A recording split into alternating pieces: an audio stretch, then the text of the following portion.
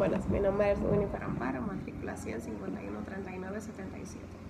Hoy les voy a estar presentando lo que es nuestro examen de microbiología. Antes de empezar con las preguntas, debemos aclarar lo que es una bacteria. Las bacterias son microorganismos procarióticas que presentan un tamaño microscópico y diversas formas, como pueden ser cocos, bacilos, vidrios, espiros o espiroquetas. La primera pregunta dice: ¿con qué finalidad se usan los colorantes en el laboratorio de microbiología y cómo se usan según sus cargos? Las bacterias son transparentes. La finalidad del colorar una bacteria es aumentar la visibilidad de la misma si queremos estudiar, ya sea de manera general o alguna parte de su estructura, como puede ser el ADN, los flagelos, las esporas o las cápsulas. Debemos primero teñirlas para luego poder observarlas. Otra utilidad de los colorantes es inhibir el crecimiento de determinados gérmenes. Según la naturaleza de sus cargas, los colorantes pueden clasificarse en dos grupos, que son los básicos y ácidos. Los básicos tienen grupos cargados positivamente, que van a unirse a moléculas de bacterias negativas que son utilizados en microbiología, ya que en la superficie de las bacterias encontramos muchas moléculas de carga negativa. Un ejemplo de este tipo de colorante es la verde malaquita o el azul metileno, como estamos viendo aquí. El colorante ácido tiene grupos de carga negativa que van a unirse a moléculas de cargas positivas, y un ejemplo de estos colorantes es el fucsia ácido, el verde rápido, el naranja G o la eosina. La siguiente pregunta dice: define medio de cultivo y sus distintas calificaciones. Un medio de cultivo es una solución líquida o gelatinosa que contiene los nutrientes para el crecimiento de microorganismos. Se clasifican según su consistencia, según su origen, según su utilización y composición. Según su consistencia se dividen en líquidos, sólidos y semisólidos. Los líquidos contienen nutrientes a los cuales se le adiciona sustancias con la capacidad de mantenerse estables un pH. Entre ellos podemos encontrar el caldo nutritivo o el caldo de pectorio. Los sólidos se obtienen agregando agar. El agar es una sustancia de tipo polisacárida que se obtiene de algas marinas. A un medio de líquido determinado, al tener un medio sólido, nos facilita obtener colonias de bacterias aisladas. Los semisólidos son similares a los sólidos. La única parte donde se diferencian es que se le disminuye la cantidad de agar que se le agrega.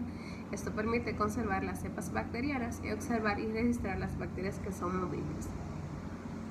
Según su origen, los medios de cultivo se dividen en sintéticos o medios naturales.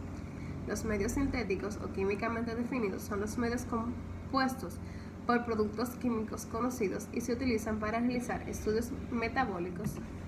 Por ejemplo, el agar blanco, el caldo nutritivo, el agar de eosina azul de metileno, entre otros. Los medios naturales o químicamente no definidos son aquellos medios que se preparan a partir de sustancias naturales, animales o vegetales. Por ejemplo, de estos es el suero, la leche, papas, entre otros.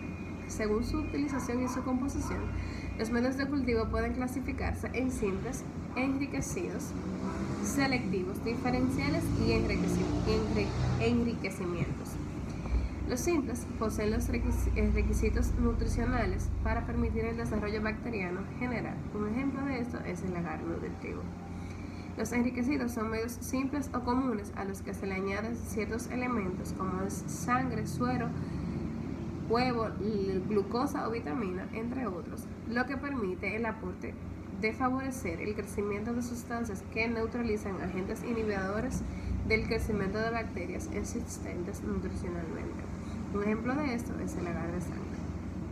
Los medios selectivos se consiguen añadiendo al agar nutritivo compuestos químicos nocivos para algunas bacterias cuyo crecimiento no es de interés, o también mediante una alteración de las condiciones físicas del medio. Un ejemplo de esto es el agar de McCormick, quien contiene cristales violetas. Los diferenciales: a estos medios se le adiciona sustancias para que solo crezcan ciertas bacterias, y estas, al actuar sobre alguna de las sustancias adicionales, permite observar macroscópicamente ciertas propiedades del crecimiento que ayudan a diferenciar colonias de otras especies diferentes. Un ejemplo de esto es el agar de eosina azul de metileno o EMB. enriquecimiento. Son medios líquidos que favorecen o permiten la multiplicación de las bacterias cuando la muestra es muy pura. Un ejemplo de esto es el caldo tioglicolate, que favorece el crecimiento de bacterias anaeróbicas. La siguiente pregunta dice: uso o finalidad del caldo lactoso de bilis verde brillante y su composición. Utilizamos el caldo de lactosa bilis verde brillante para detención de coliformes, ya sea de alimentos como la leche, aguas residuales con algunas sustancias de interés sanitario. Su composición es 10 gramos de lactosa, 10 gramos de pectona, 13.3 gramos de colorante verde brillante y 20 gramos de bil de buey deshidratada. La siguiente pregunta: ¿qué diferencia establece el agar de manitol? Cita su composición. Es un medio de cultivo que se utiliza para permitir el crecimiento de bacterias gram positivas y inhibir el crecimiento de bacterias gram negativas. Este medio es importante en el laboratorio clínico debido a que es capaz de distinguir los microorganismos patogénicos en un corto periodo de tiempo. Su composición lleva 5 gramos por litro digeridos de enzimáticos de caseína, 5 gramos digeridos enzimáticos de tejido animal, 1 gramo de extracto de carne de vaca, 10 gramos de manitol, 75 gramos de cloruro de sodio, 0.025 rojo de fenol, 15 gramos de agar, y debe de mantenerse en un pH de 7.4 más o menos a 0.2 a una temperatura de 25 grados Celsius. ¿Para qué se utiliza el triple sugar iron? Cita su composición y cómo se evidencia el crecimiento. El agar de hierro y triple azúcar, TSI como se le conoce, es un medio diferencial utilizado para diferenciar los enterobacterias gram negativas entéricas, basado en la fermentación de carbohidratos y la producción de H2S. Se utiliza como una ayuda en la identificación de enterobacterias patógenas y saprofilas aisladas del análisis bacteriológico de rutina de muestras de materiales fecales. Gracias a su composición, es uno de los medios de cultivo más empleados para diferenciar enterobacterias según fermente o no la glucosa, fermente o no la lactosa o sacarosa, produzca o no un ácido sulfúrico o produzca o no gas. Correspondiente a las reacciones sobre el TSI son: si la bacteria problema fermenta la glucosa, acidificará el medio haciendo virar el amarillo el indicador en el fondo del tubo, mientras que si no fermenta de glucosa, el medio permanecerá de color rojo. Si la bacteria problema fermenta lactosa o sacarosa, acidificará el medio en su superficie volviéndose de color amarillo, mientras que si no lo es, la superficie del medio continuará de color rojo. Si produce ácido sulfúrico debido a la reducción de sales de hierro, se presentará un ennegrecimiento del tubo. La producción de sulfúrico y el consiguiente ennegrecimiento puede impedir ver la fermentación de la glucosa, el fondo amarillo, pero este hecho implica directamente que la bacteria es fermentadora de glucosa. Si aparece rotura o desplazamiento del medio, significa que la bacteria es productora de gas.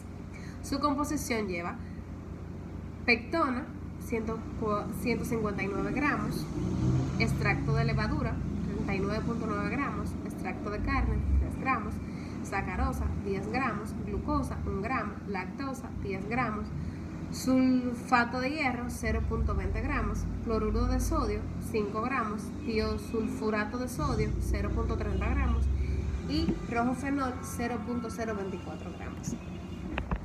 La otra pregunta dice: ¿qué es la resistencia bacteriana? La resistencia bacteriana es la capacidad que tienen las bacterias de soportar los efectos de los antibióticos destinados a eliminarlas o a controlarlas.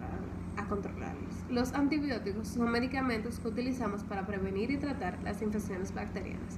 La resistencia a los antibióticos se produce cuando las bacterias mutan en respuesta al uso de los fármacos. ¿Para qué utilizamos el antiograma? El antiograma se utiliza para determinar qué agente antimicrobiano será capaz de inhibir el crecimiento de bacterias u hongos causantes de la infección. La última pregunta dice, establecer la diferencia entre un desinfectante y un antiséptico. Antiséptico y desinfectante son productos químicos utilizados para matar o eliminar el crecimiento de bacterias, virus u otros agentes patógenos.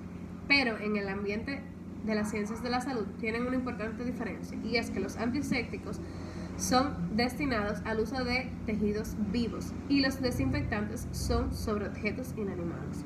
Hasta aquí mi exposición el día de hoy. Pasen feliz resto del día.